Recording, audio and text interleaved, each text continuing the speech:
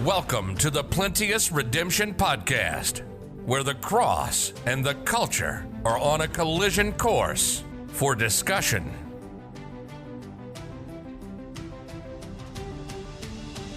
For the preaching of the cross is to them that perish foolishness, but unto us which are saved it is the power of God.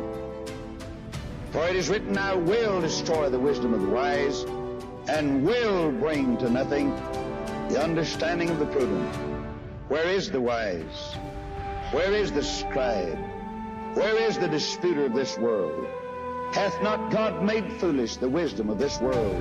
For after that in the wisdom of God, the world by wisdom knew not God.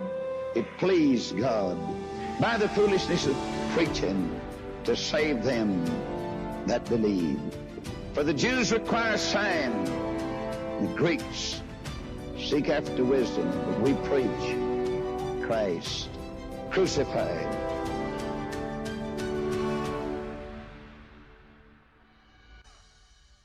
Welcome back to the Plenteous Redemption Podcast.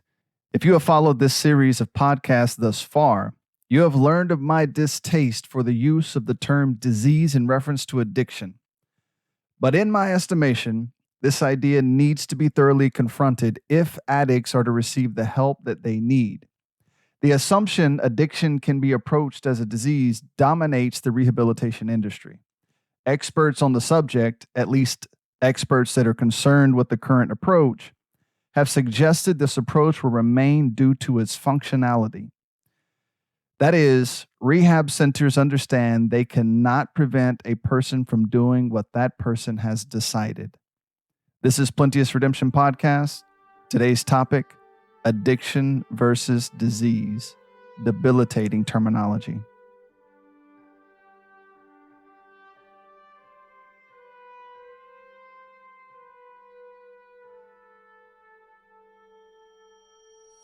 Now, before we get started, what is the best way to launch a professional podcast? Many of you have asked me how to get started with a podcast. A number of you have called me. Your comments have been very encouraging, have been extremely helpful. Many of you have even taken up my suggestion at the end of the podcast, and you've sent me ideas for shows. That is a blessing. And please keep that coming. Please keep it going. But in the course of conversation, many of you have asked how to get a podcast started. So I'm going to tell you about that right here, right now. Today is a great day to start your own podcast. Those of you that want to tell the world about Jesus Christ, podcasting is an easy, inexpensive, and fun way to do so online. I have greatly enjoyed it. With this downtime we've had, I've been able to get it up and running and get things spun up, and it has gained traction quickly. And I intend to continue it. I really have come to really enjoy it. Now, Buzzsprout is hands down the easiest and best way to launch, promote, and track your podcast. Your show can be online and listed in all major podcast directories like Apple Podcasts, Spotify, Google Podcasts, and there are just a whole world of platforms out there. That's one of the beautiful things about podcasting. YouTube is just a central forum that can shut you down if they disagree with your message, if they disagree with what you're teaching. It's not practical if some of your ideas tend to be controversial. It's not practical if you believe in something called freedom of speech. The podcast world is far more vast and spread out. You tend to have a lot more flexibility to be free and to be able to teach what it is you want to teach and to say the things you want to say. Hopefully, the things you have to say are worth saying, but with that in mind, podcasting is a great avenue. And with Buzzsprout, within minutes of finishing your recording, it'll be spread across the World Wide Web to numerous podcasting platforms. Now, podcasting isn't hard when you have the right partners. As I was getting started, I noticed I was watching Buzzsprout videos to learn how to get a podcast up and running. So I turned to them for my hosting when the time came. The team at Buzzsprout is passionate about helping you succeed. I have had to bother them a number of times already, asking questions, trying to get things set up, spun up, fix things, whatever the case may be. You run into lots of, it's a whole new world of technology. So you run into lots of problems and you may not know what to do or how to handle a situation. They have been prompt in helping me and oftentimes even taking care of the problem for me before I ever even, I don't even know what they did to fix it. They just did it for me. But you can join over 100,000 podcasters already using Buzzsprout to get their message out to the world. Now, following the link in the show notes lets Buzzsprout know we sent you. It gets you a $20 Amazon gift card if you sign up for a paid plan and helps to support this show. So let's create something great together, preferably for the honor and glory of Jesus Christ.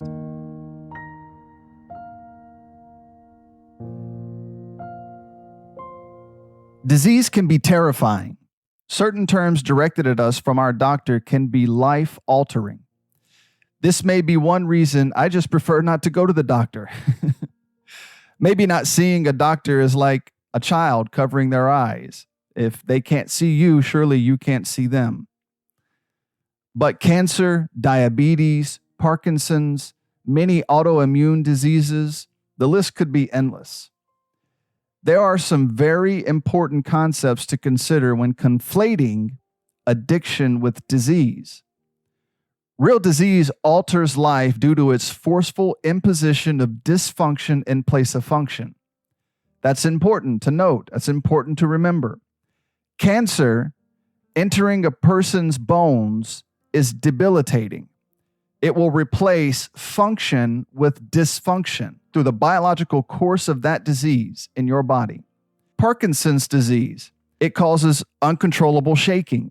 Again, it's taking something that was a natural function of your body and it causes it to lack the function it once had. These are examples of serious troubles that can replace normal bodily function with some form of unfortunate dysfunction. That is the physical breakdown of practical bodily functions which result from the onset of a respective disease. Now, I keep repeating that because it's important. If we're going to call addiction a disease, then we've got to approach it from that mindset. And if we're going to approach it from that mindset, we're going to quickly find out there are some serious breakdowns in this philosophical approach. As disease sets in, the unfortunate victims begin to recognize discomfort, pain, loss of normal coordination, and any number of other abnormalities respective to the type of disease. They approach a doctor with their concern. Now, like I said, I just stay away from the doctor. That way I don't find out. But the normal people approach a doctor with their concern, and upon necessary investigation and testing, the disease is, Lord willing, discovered. As a result of this discovery, the person's life and behavior will be altered to try and create an atmosphere of slowing, stopping, or coping with the disease, whatever it may be. From that point on, now it's treatment. Now it's a change in lifestyle. Now it's medication. Now it's new activity, and these changes to the behaviors of your life will have to be implemented in order to help slow this thing down or hopefully cure it. Now, it's important to note the order of events. The disease begins to manifest symptoms in the person's body. The symptomatic individual goes to the doctor, and based upon the symptoms, the doctor performs certain testing and investigation. The disease is discovered, and then the person's behavior is changed. Certain needful activities are implemented to help cope with or cure the disease. This order of events is significant when speaking in terms of disease. I understand that sounds like common knowledge, and that seems sensible. But it's important that we understand this, that we grasp this, that we note these little details along the way, because when we turn this over to addiction, when we jump from real disease over to the world of addiction, we try to apply this same series of events, we're going to start noticing some problems. So about that, let's talk about addiction. The addict begins a clear and noticeable series of life-altering patterns that I would call choices, but for the sake of the discussion, we'll call them patterns. Now, these patterns are destructive, not in terms of a breakdown in biological mechanisms brought about by a disease like cancer or Parkinson's or diabetes, but rather breakdowns brought about by some poisonous substance repeatedly consumed in some form, whether it's injection, smoking, sniffing, drinking, any number of ways that addicts creatively get their drug of choice into their body. Now, the cancer patient recognizes trouble in their body, then learns that trouble is brought about by the disease. The drug addict buys their substance of choice, then later is told a disease exists related to the substance they buy and consume. The cancer patient discovers a disease exists through unfortunate organic processes. The drug addict buys a desired substance and learns the repeated use of that damaging substance is a disease. Something is backwards here. We have some serious gaps in behavioral patterns between these scenarios. The cancer patient's altering behavior is responsive. The drug addict's behavior is a deliberate choice. So the addict changes their behavior, which is purposeful. They're trying to get into a position whereby they can obtain their drug of choice and freely use it the way they want. That's their goal. That's their aim. They do this only to discover the change of behavior is representative of a disease. It makes no sense. The cancer patient learns of the disease, then changes their behavior. The drug addict changes their behavior, and then they're told they have a disease. The cancer patient learns of their disease, and then they are told certain behaviors will need to be changed in order to help cope with that disease. Behavior, by the way, that may include taking opiates and other strong medications for the purpose of receiving help. Cancer can be unbelievably painful, and as a result, cancer patients end up having to take some really strong opiates and there's a wide range of pain medication that they end up having to take, but they take it to cope with the disease that they have. The addict consumes the opiates for the purpose of getting high. Then he is told he has a disease. He's not coping with a disease that exists. The fact that he takes drugs is the disease. That makes absolutely no sense. One of two problems is happening here. Either somebody is highly ignorant and they live in this dream world where they think if they just take away personal responsibility from addicts, it will help them somehow come to terms or come to grip or deal with their problem of addiction. Or the second idea that I've come up with is they're just crooked. And maintaining this idea that addiction is a disease, well, it helped to create a $35 billion industry. I'm not of the idea that doctors are evil and they're trying to hurt you and they're trying to harm you and they're not really trying to help you and they're using your situation. I don't doubt that it happens on a small scale, but the few places it happens here and there, again, is not representative of the whole. I do think when a teaching within the medical world becomes dominant, the people that are taught these ideas have an extremely hard time seeing past them. But let's apply this mentality elsewhere. Let's see if it holds up anywhere else in other ways. A few podcast episodes back, I spoke to you about the house of Stephanus.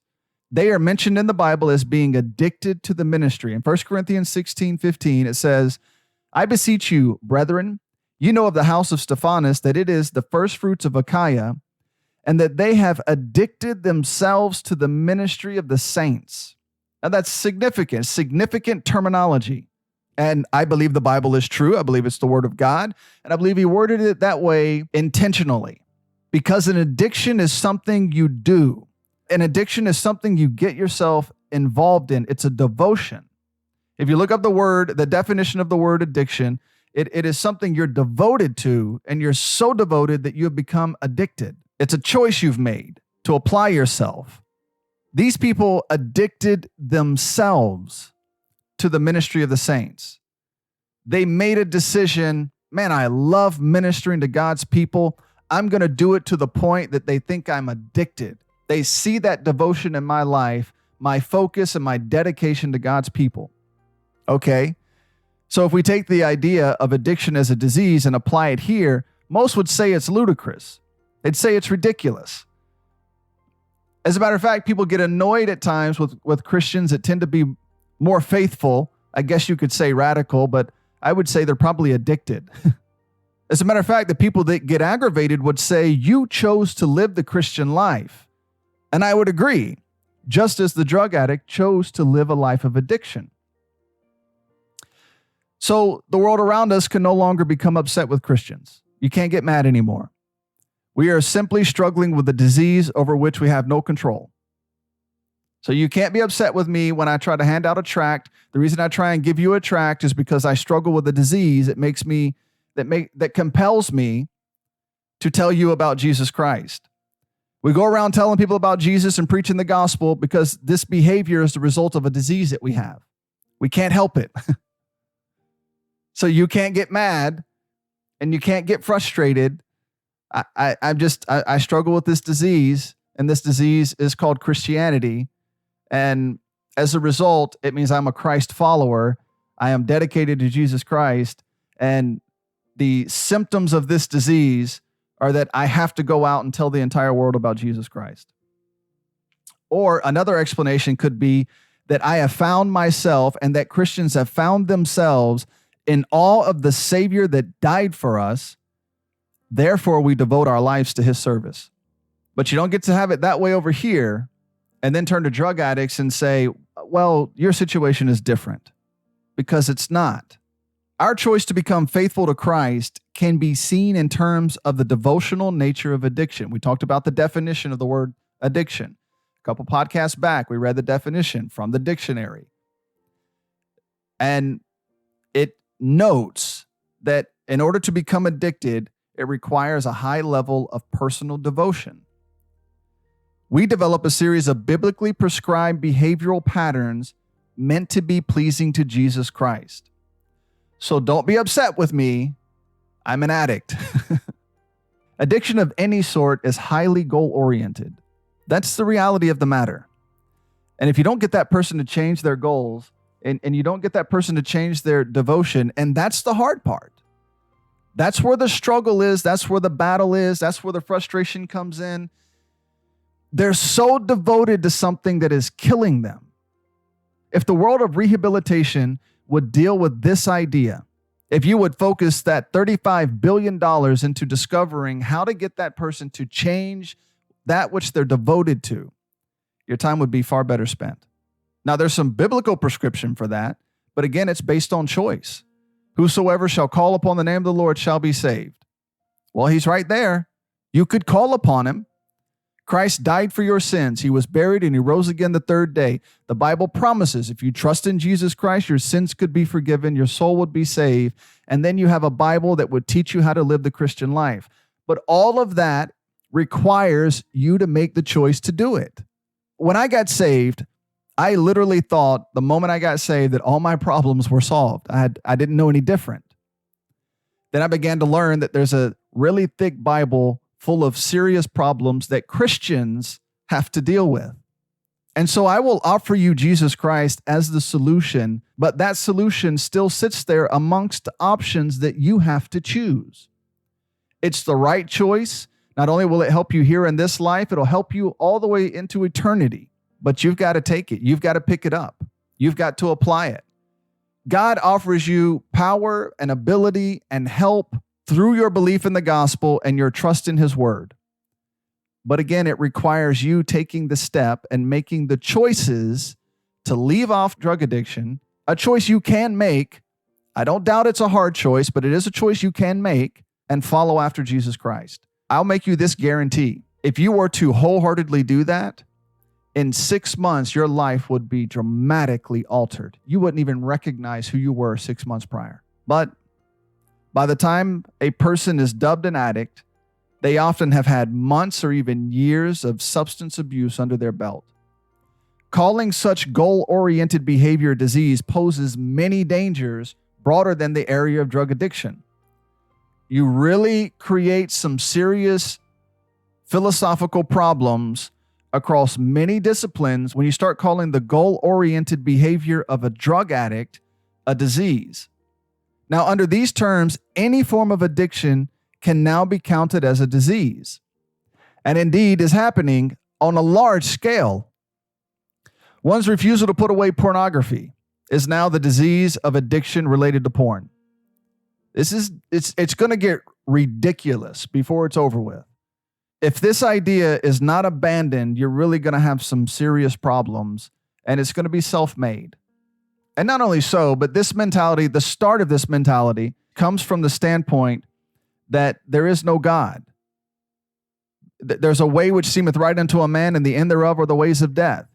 So what's happening is a group of men that disregard God and have no regard for his word One man is trying to lean on his own understanding to develop the answer or the solution to why another man has chosen to live a life of drug addiction. So it's the blind leading the blind, and they have fallen into a ditch. Now, it's a ditch that will make you $35 billion a year, but people aren't getting the help that they need, and lives are not being altered, and people's lives are not being put back together, and marriages being restored, and people leaving off their addictions, whatever they may be. Instead, drug addiction, porn addiction, numerous other addictions are on a massive increase. People aren't getting the help that they need because they're not turning to the person that has the answer. And that person, of course, is Jesus Christ, which you don't want to hear. But I told you anyways, because I care about you. And then along these terms, obesity is no longer related to poor choices of food. It's no longer related to eating habits. It's an unfortunate disease over which the victim has absolutely no control. The hypocrisy in this is seen in its use being relegated to negative patterns of behavior. The millionaire that worked 80 hours per week and carefully planned every detail of their financial situation to achieve that goal, he's not considered to have a disease. His addiction to his work and his addiction to his financial outcome, because it's a positive result, that's not a disease. That's not even an addiction. If you go by the standards that are applied to drug addicts. Now, both are goal-oriented, both require great dedication and focus, but only one is counted a disease. The college student that graduates summa cum laude or valedictorian, they don't have the disease of education, though with today's education, I admit that is debatable. But you understand what I'm saying. They simply applied themselves, and applying themselves with great discipline and ability, they finished strong. But it's only considered a disease when the chosen behavioral patterns are negative. Pornography, overeating, drinking, drug use. Those are diseases in the world's book. But that same goal-oriented addiction that produces highly educated people progressing in their careers, people that are self-made millionaires, sports athletes that end up in the pros, anything that is considered positive, a positive result, is not looked at as an addiction. Not only is it not looked at as an addiction, it's not looked at as a disease.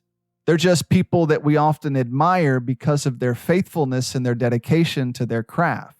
I don't see rehab centers opening up for people addicted to success. That might be a thing in the future. The way that education and other areas of life are dumbed down, they may open up rehab centers for people with success, because people that live destructive lives, addicted to drinking, addicted to drugs, addicted to pornography, unfaithful to their wives, unfaithful to their husbands, don't take care of their families, these people are being elevated. These people are being lifted up in society. And then you turn to men and women that are successful, that are highly educated because they chose to get an education and to stick with it. They are great at their careers because they chose to go into work every day and to work long, hard hours and to be faithful to it. Those people are being shunned at this point in our society. Everything is flipped backwards. The drug addict you'll find on television, they're being elevated in life. They're being lifted up. But you look all around our country and people that are successful because of their faithfulness and dedication to their career and their willingness to work hard, they're considered bigots. They're considered hateful. We have a society of people that want to take away from them what they have worked for and give it to others.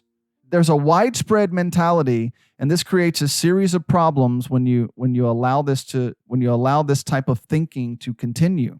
You could spend years studying out the connections between the different groups and the different disciplines and the way that their approach to these ideas all interconnect and have some background in Marxism, Darwinism, anything that's against God. They tend to team up and join together. Postmodernism, humanism, socialism, communism. I mean, they have slightly different philosophical backgrounds, but ultimately their end goal is the same. Now let's venture further down this road. The idea of addiction as a disease is the result of a logical fallacy. This form of fallacy resembles the post hoc fallacy, when two events that run side by side are joined together causally. Just because two events run closely together does not necessarily mean one caused the other. And if you're not careful, thinking that way will conflate ideas that have nothing to do with each other. For example, in Sierra Leone, Africa, there was an Ebola outbreak that lasted from 2014 to 2016. Sorry, Miss Holt. As a result, it was highly recommended that the world refrain from traveling to Sierra Leone. Okay, so that makes sense. There's an Ebola outbreak in this region of the world. It would be good probably not to travel there. Now, traveling to that region of the world might result in contracting this deadly disease. So the news spreads across the world that Ebola has broken out in Sierra Leone, and indeed it did, and it was bad. The result of that is you probably shouldn't fly to Sierra Leone, because if you do and you spend time there, there's a good chance you could come into contact with the disease. Now, to demonstrate what we're talking about, or the problem that tends to result, here are the two ideas: Ebola outbreak in Sierra Leone and travel to Sierra Leone. Those are two ideas running side by side. But the decision to travel to Sierra Leone is not the disease, nor did the decision to travel to Sierra Leone cause the disease. Though making the choice to go may put one in a position to come into contact with the disease, you have to separate travel to Sierra Leone from the cause of the disease. So many people develop the opinion traveling to that region is a bad idea. Just as I presume probably most people have the opinion that tracking down a crack dealer and buying crack is a bad idea. But traveling to Africa during an epidemic and buying crack from a street dealer, neither will cause a disease. You're conflating ideas when you say, I have the disease of addiction, therefore I take crack. No, you began taking crack, and your focused and diligent pursuit of taking crack caused you to be addicted. It did not cause you to have a disease. A number of other fallacies are born out of this idea as well, and we could discuss a whole slew of them. For instance, travel to Africa does not mean the traveler will contract a serious disease. I lived in Egypt for more than a year and never contracted any disease. My wife and I have traveled to Uganda twice. The second time we traveled there, we learned my wife was pregnant with our first child. So as far as that's not counted a disease, we came home happy and healthy. So what I'm trying to show you here is there's a natural tendency to think that going to Africa will cause a disease. And that's not true. Many people go in and out of Africa and never have any health problems whatsoever. Some people do go to Africa and end up with malaria, or they end up contacting Ebola or some of the other diseases that commonly spread around the various countries that are there. But your travel to that region of the world is not the cause. Your choice to pack up and to take your family to Africa or to the Middle East or to anywhere else that maybe does not have the health standards and the cleanliness of the United States or other countries in the Western world. Currently, we're all at home because of the coronavirus. And so here's another one. Here's another idea that gets conflated, and I would like to see go away sooner than later. You see all these pictures of people online saying, stay home. It may save a life. Why don't you stay home? If you're that concerned about getting a flu virus, then stay home and don't go out. And stop telling other people that they're going out of their home is causing people to die or causing a flu virus to be spread, because it's not necessarily. You're conflating ideas. If you believe yourself to be at risk, then you stay home. You let other people go out. Other people have lives to live. They've made choices that they want to have a career and that they want to provide for their families. They don't want to sit around and wait for a check to come from the government. They actually want to do something with their lives. So you stay home with your conflated ideas and your life of terror over a virus. The rest of us would like to get back to work. And we would like to see the news media, and we would like to see certain aspects of our government stop using these logical fallacies on purpose to scare people to stay home and not want to go out and participate in their economy or their lives with their family and their friends and the other various things that are going on.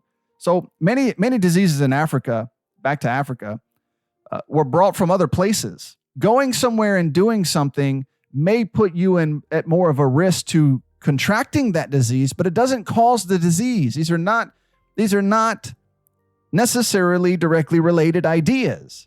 Now, some people listening may be wondering, what in the world does this have to do with eating bats in China? Well, it means travel to Africa is not synonymous with contracting a disease, just as many people try drugs once and never become addicted. Drug use, though a bad choice, is not synonymous with contracting a disease. It takes years of dedicated focus and goal-oriented drug use before one can earn the title of disease. Years of tracking down dealers, avoiding police, stealing items of value, selling said items, injecting some foreign substance into your veins, all of which takes time, dedication, learning, and great focus. Only this disease of drug addiction is so hard to earn. When a person is diagnosed with respective forms of diabetes, there is a reasonable expectation that behavioral patterns will need to change. They'll go on strict diets. They'll need insulin injections, depending on the type of diabetes that it is. Certain exercises may be implemented. All these behavioral patterns will be introduced to this person, and old behavioral patterns will have to change for the purpose of helping this person get better or effectively cope with their disease over time. Only the behavioral patterns of the disease of addiction causes the degradation of an individual's life. Their chosen pattern of behavior results in the pathological attributes diagnostic of their supposed disease. Again, the diabetes patient changes behavior after they are diagnosed with their related disease. Then they begin to practice behavioral patterns that assist in correcting or coping. Okay, so they're diagnosed. Symptoms are made manifest. They're diagnosed. Here's the solution. The solution results in you taking medication, taking drugs of certain sorts and that are necessary to help control and to cope with diabetes.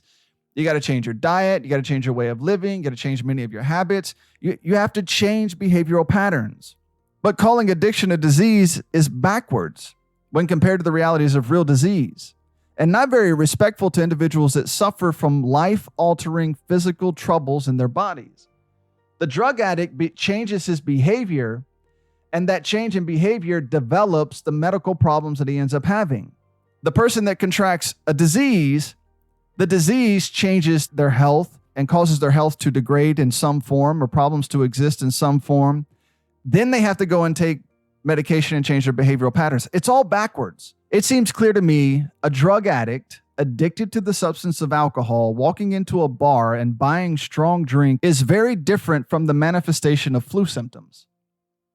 Driving to the bar is voluntary. It's a choice you make.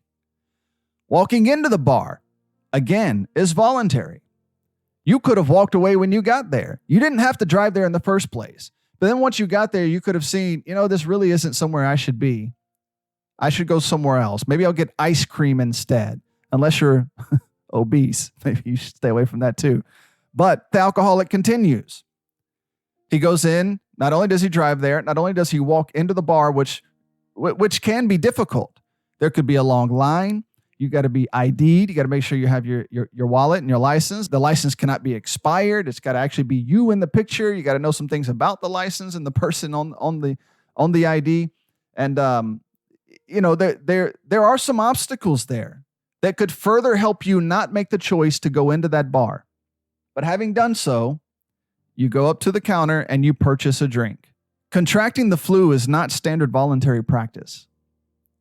You might get it every year, but you didn't go out looking for it, and you didn't buy it. You came into contact with it, and through that contact, you ended up getting sick, and having gotten sick, you had to go change some patterns of behavior, stay home, eat soup, take medicine, suffer for a few days, with the intention of getting better and going right back to life as normal. That is not the intention of a drug addict. Remember, behavior is something we do, not something that happens to us. Unbridled appetites are made manifest through the choices made by individuals. Do you have control of your appetites? We could find out really quickly. Where do you spend your money? Where do you spend your time? Is that money spent and that time spent on something productive and helpful? I would say video games are not very productive and helpful. It's a waste of money and it's a waste of time. I would say alcohol is a waste of money and a waste of time. I would say drugs are a waste of money and a waste of time.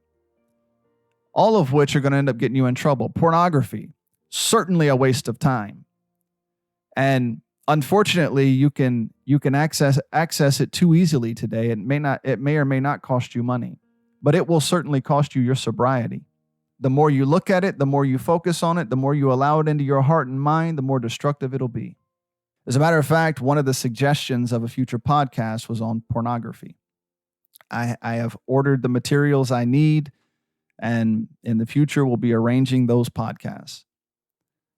I know, it's exciting. You look forward to it. It's dangerous to place personal pleasure and satisfaction over responsibilities.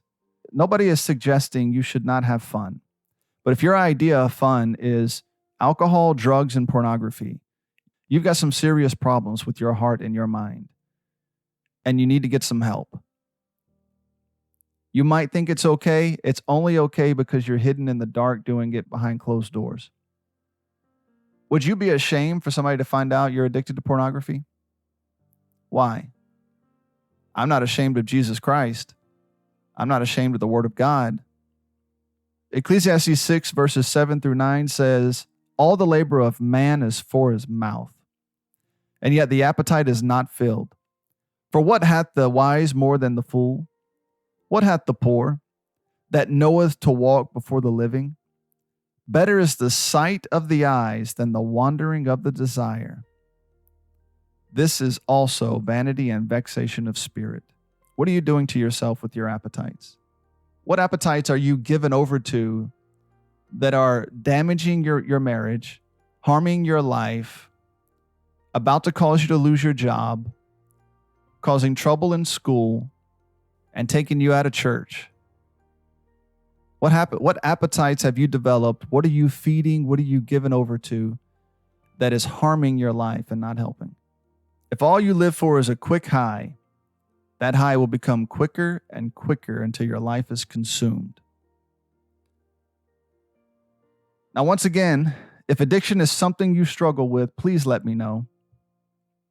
While I am convinced the addictions in your life are based on choices you have made, I don't discount the difficulties that come with such deep-seated habits. I want to help you. I will do what I can to get you where you need to be, to help you get the help that you desire. Once again, I will place some links in the description below. If you need assistance with these things, please let me know. I have resources available. I have places we can send you. I have people you can talk to. I'll do what I can to help you get what you need. But you've got to be serious, and you've got to be ready to make some changes. You've got to be ready to alter some habits and some behavior. But these are all choices you've got to make. And again, that's where the difficulty comes in. If this was a disease, we could find a cure and send you on your way. But it's not a disease. The common denominator in this problem is choice. When will you choose to walk away from whatever it is that is harming you and your life? Thank you for listening, and God bless.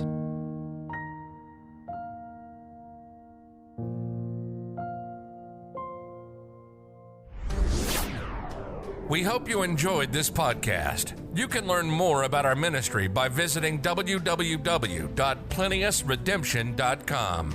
You can hear more Plenteous Redemption podcast audio at www.plenteousredemption.media.